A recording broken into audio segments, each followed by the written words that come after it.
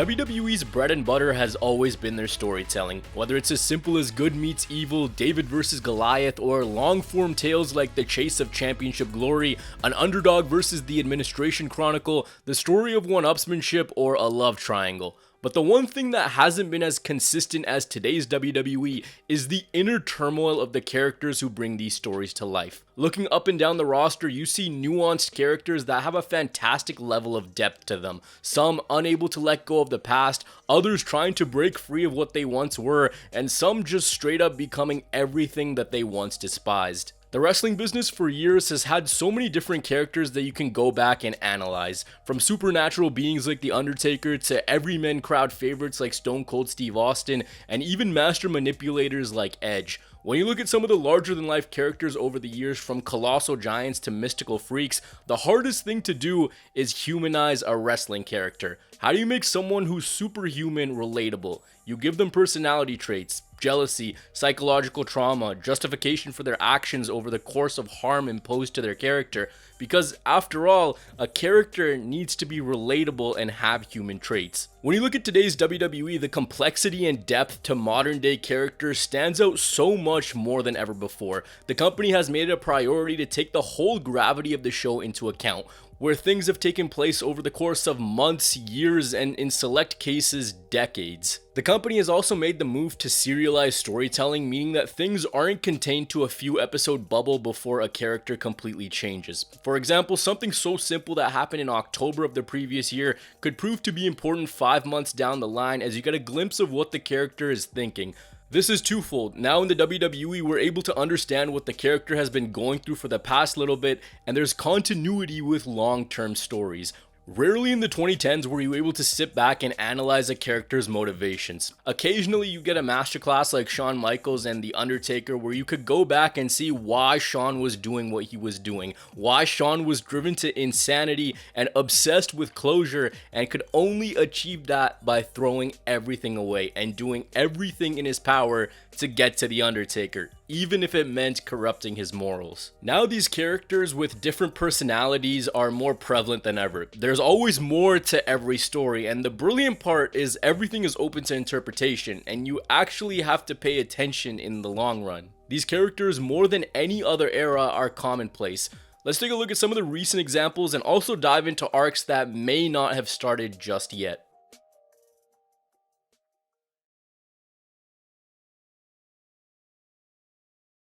I'll never forgive you for what you did to us. I hate you. When this era is romanticized 10-15 years down the line and TV producers do the deep dive on when these deep-rooted characters became the norm, this is the image that will air in those documentaries. Roman Reigns berating Jey Uso, using superficial sympathy, a phony attitude of trying to help him, and gaslighting to get Jey to do his dirty work and fall in line. What came to the forefront in this was Jey's underlying suppression of never being seen as his own man. Always a twin and never able to win. They pulled back the curtain and told us that he wanted to make his family proud, and the spotlight had been taken away from Jey since he was a kid. This is where you meet two of the company's deepest characters, but I want to focus on Roman. Why is Roman a bad guy in the first place? The deep roots extend to his inability to let things go. The character of Roman Reigns through his time never betrays anyone. He just treats everyone very poorly. When he trusts, he gets hurt all over again. But what was the turn and dominance a construct of? It's a construct of the betrayal of the Shield, and how that recurring chair shot continues to be his downfall every single time. The boogeyman that he just can't overcome. Seth hitting Roman with the chair split the group and sent Roman on his own path, which he wasn't ready for. That ended up bringing Roman the most mentally taxing time of his career, trying to be a good guy and getting humiliated wherever he went, to the point where he had to change his ways and rule by absolute fear. The thought process being that his adopted brothers turned on him, but his actual family never would. So he slowly built his own version of the Shield, a shield in more ways than one, using that as his safety blanket, and then beating every legend to cement himself as the best version of himself. But if you really look at things, his view is skewed. He thinks that he needs to rule through fear when everyone in the family already respected him. Eventually, it was the guy who set him on this path of destruction who deeply hurt him so much that caused everything to come crumbling down. Roman's got creative control of his character, and if you wind the clock back to Royal Rumble 2022, he couldn't beat Seth. He could beat anyone. Seemingly everyone in his path he could beat with great ease, but this one person had his number. He was reminded of the group he held closest to him and got his closure by destroying Seth with the aforementioned steel chair. Let go of me, man. That's enough. That's enough. He won't allow me to let go. He won't allow me. Wind the clock forwards to WrestleMania 40 Night 2, with 1,316 days of dominance in the books. When presented with the option of retention or retaliation, the wound a decade later hadn't healed, and the ghost of Seth Rollins came back, costing Roman everything. It's not like a decade beforehand this was the end game, that Roman would have this historic title reign and it would come to an end in this fashion. But the company went back and they made the connect to things that had happened in the past. The complexity of the Tribal Chief character also comes down to this new iteration, the original Tribal Chief. When he came back, everyone was under the assumption that because of the circumstances, he would be a de facto good guy. But Reigns himself said that he wasn't a changed man. He's got a lot of the same tendencies, checking up on materialistic items instead of helping out his family that comes to his aid. He can't automatically become a good guy. He needs a chapter of healing. He was the one who broke up twins and went about things the wrong way. He owes the family an apology to prove that he's not the same man. The arc of Roman getting the band back together could go one of two ways. Either the whole thing is yet another master plan with Roman showing his good side to gain back sole possession as the Tribal Chief, but continuing to manipulate, or a complete 180 of who the character is and showing that he has changed. If you really break down things and look at all the subtle little pitfalls the character has, you see just how complex it is. Roman thought that making people fear him was the way to go, and now maybe the character will learn what respect and love can actually do. What we're witnessing is Roman's journey through conflict and how he faced it with brute violence, the challenge that he's faced in his WWE career, and now maybe he's coming out of it on the other end. There is only one man on earth who is uniquely suited to be your shield. Looking back at the build to WrestleMania 40, what's the line that everyone was speculating over? It was when Seth told Cody that he was the only person uniquely suited to be his shield. Did this mean that he was going to turn on him? Did this mean he was going to save him? It ended up being that Seth would sacrifice literally everything to destroy what he created.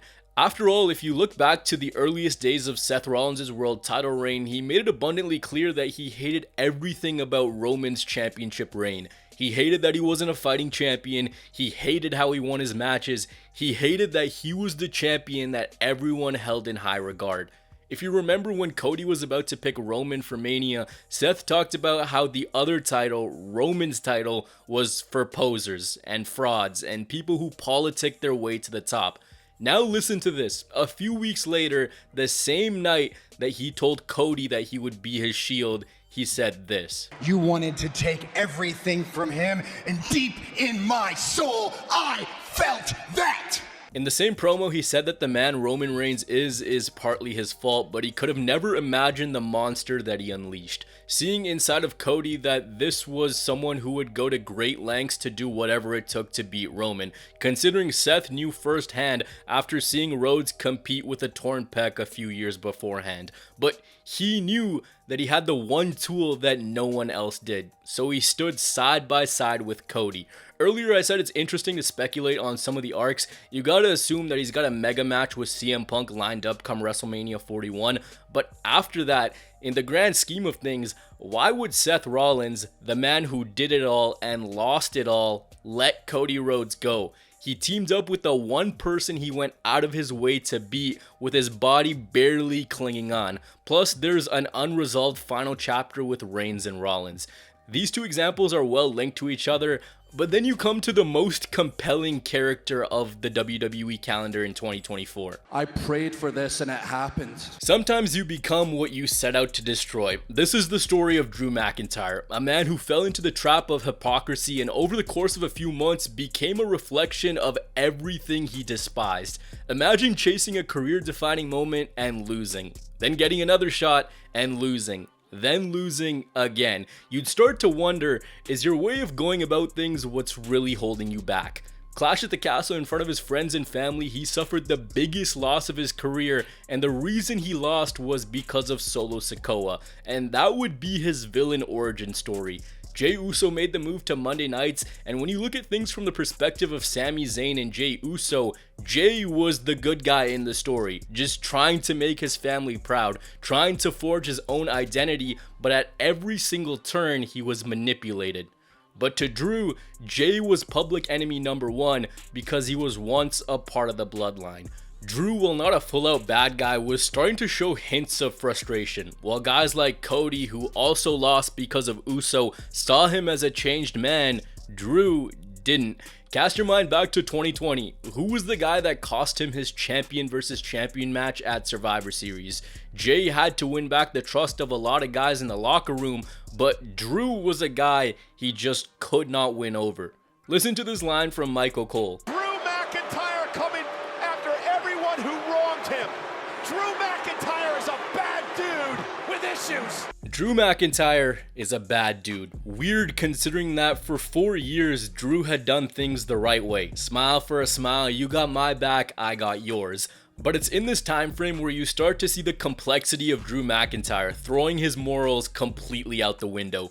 Drew over the next little bit would continue to tell us what he believes. Not only that the bloodline screwed him out of his moment, but how he believed his moment was always taken away from him. That gave you an avenue into what Drew was truly thinking. You're someone who's had their biggest moment come in front of no one after you did everything in your power to make it back to the WWE. But despite you thinking that the moment will come, it never does. So you stray away from everything that makes you you and chase that moment no matter what. He ended up losing to Seth Rollins at Crown Jewel, but at the same time you saw him mixing it up with members of the Judgment Day who he aligned with heading into War Games. Hypocritical because he was bashing Jey and the Bloodline only to go on and side with a group causing just as much chaos. It was on this night where CM Punk returned to the WWE after years away, and his hatred for Punk would prove to be his demise. At one point, you could see that Drew was shedding off what he felt onto CM Punk, telling him that he's going to crash and burn because Drew had been consistent, maybe in his mind thinking that he's one injury away from never getting to the mountaintop. He later proclaimed himself as CM Punk's leader. Punk and Seth Rollins was the planned matchup, but at the Rumble, it was Drew who inadvertently injured Punk, going on to take his position as #1 contender. Of course, not planned. Now, yet again, Drew had the chance to chase the ultimate moment. Earlier, I said that he became what he wanted to destroy. Well, remember how Solo helped Roman win? Solo caused an interference in a McIntyre Rhodes match, and Drew did exactly what he hated others for doing. The textbook definition for hypocrite is a person who claims or pretends to have certain beliefs about what is right, but who behaves in a way that disagrees with those beliefs. Well, once again in this video, WrestleMania 40 proves to be important. In the build-up, Drew consistently told Seth Rollins to focus or else he'd lose it all, considering that he was busy with Rock, Roman, and Cody, and it was because of how beat up Seth Rollins was from the night beforehand that helped Drew get the ultimate victory and finally achieve his moment. Drew was correct that his focus was somewhere else, but it was actually Drew who wasn't focused on this. He finally had everything he ever wanted. He finally got his moment, only to take his eye off the prize. Instead of soaking in the biggest moment of his career, he went to show off the title to CM Punk, who ended up being the reason that he lost the championship. Damian Priest came out to cash in, and that was the end. Punk was provoked by McIntyre, making this statement the first time the two met even more important. I'm not a demon. When pushed, I'm Satan himself. Well, Punk was pushed and over the next little while became the biggest thorn in Drew's side that you could imagine, costing him every opportunity, making sure he didn't come anywhere near that title, and in the process, Drew multiple times over did things that he proclaimed to be against. And this character wasn't just one of these people who was disrespecting the crowd all the time. During this transformation, he was actually high-fiving fans. He wasn't taking jabs at how awful they were all the time. His slow change in demeanor made sense. He had justification for what he was doing. And if you want to talk about guys who have justification for what they're doing, I should have been on top of the world, and instead what I got was people telling me, you don't deserve to be the champion. The only reason you won the title is because of Triple H. Wind the clock back to the October 13th, 2023 episode of SmackDown. Nick Aldis announces that Cody Rhodes was instrumental in bringing Jey Uso to Monday nights, and in exchange, a Raw superstar would come to SmackDown. That ended up being Kevin Owens, and on Raw, Owens talked about how the locker room didn't want Jey on their show. Owens was visibly upset that Cody brought Jey over, with him asking Cody, why? Why would he bring over a person who Owens fought wars against? Why would he essentially turn his back on the entire roster by bringing such a disturbance to the room? Cody said that he brought Jey over because he deserved a second chance. In this promo, Sammy, Kevin's longtime best friend, said that Owens takes longer to warm up to people. And you really saw the depth of Kevin Owens, who didn't forgive and didn't forget. Going on to tell Sammy that Jey was the reason he didn't walk out of Elimination Chamber as champion. Jey was also the reason that Cody didn't walk out of WrestleMania as champion, remembering what had previously happened over the course of years on WWE TV. This simple October segment has so much weight to it because Owens tells us something very important. He doesn't trust Jey, but he does trust both Sammy and Cody.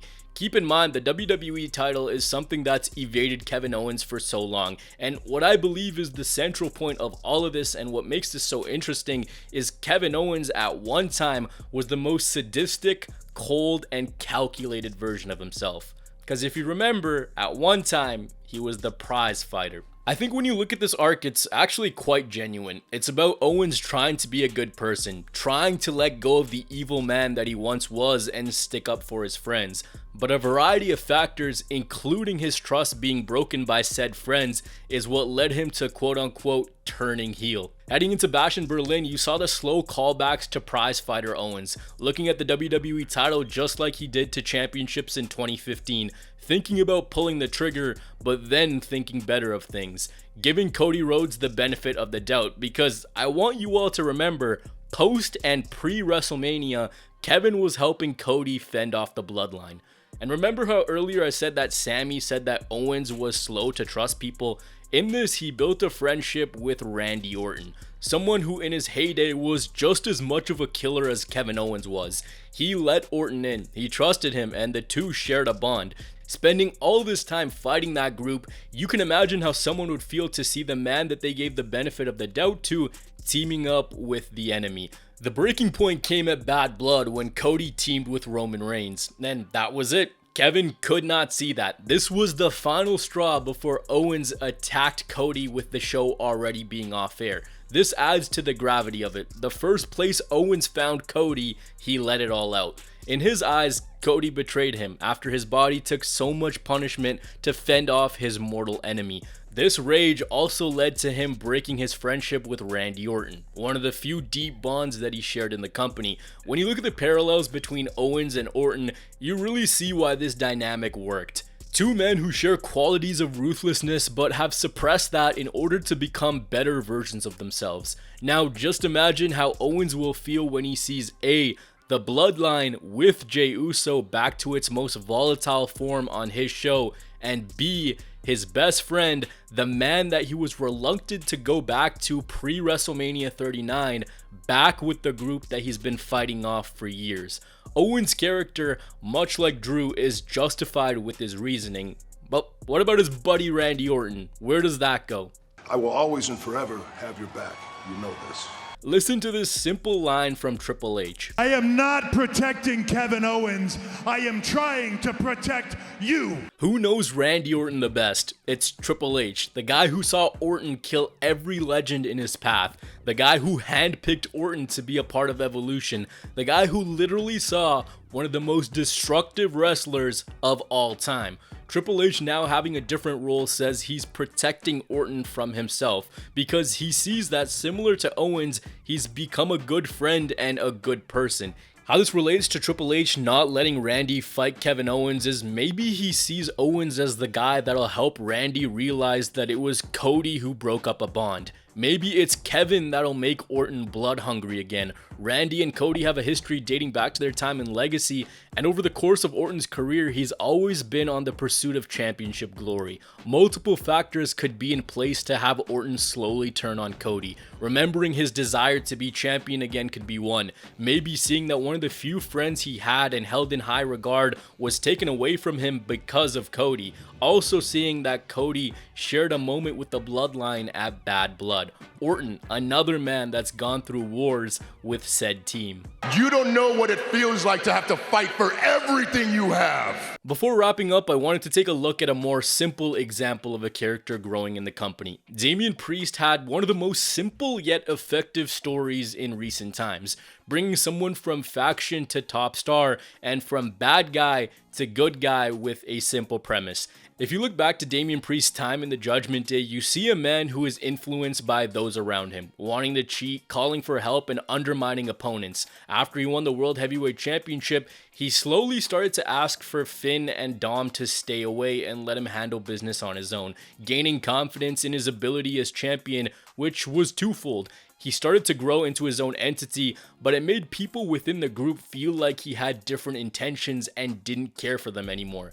The Priest character was then humanized to a larger scale by using things that had actually happened in his life beforehand as the backstory heading into SummerSlam 2024. And sometimes it's very simple. If you quickly want to look at a different example, take Sami Zayn and Gunther into account. That took weeks to build because on the surface we could say that yeah, Gunther's not one of these deeply layered characters, but why'd he keep saying no to Sami's challenge for a world title match? Over and over, the guys beat down everyone. Why not give Sami a chance? Well, because at WrestleMania, Gunther started toying with his opponent, took Sami lightly, and that in turn led to the demise of his championship reign.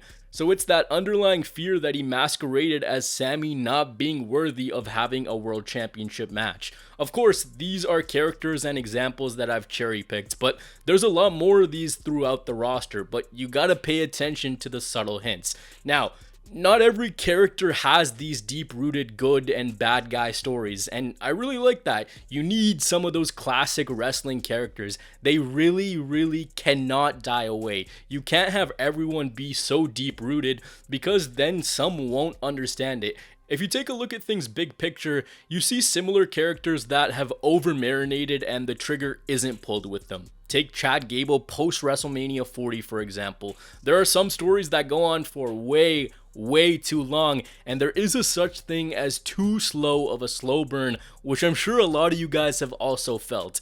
In any case, loyalty, jealousy, betrayal, wanting to better yourself, all of these things have been prevalent in the company and the world of wrestling for many years.